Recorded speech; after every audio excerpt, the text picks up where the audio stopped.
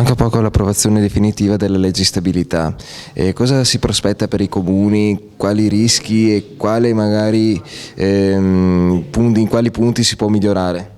La legge di stabilità adesso è stata approvata dal Senato, adesso verrà portata alla Camera e poi da lì tornerà presumibilmente di nuovo al Senato. Si crea un rischio molto forte che è quello del caos normativo per i comuni. Viene rivisitata completamente l'impostazione sul fisco locale, quindi scompare l'IMU sulle prime abitazioni, ma il rischio è concreto, le prime analisi e le prime stime già lo dimostrano, che la nuova IUC, quella imposta che raggruppa la Tari e la Tasi, diventerà ancora più pesante per tutti quanti i contribuenti.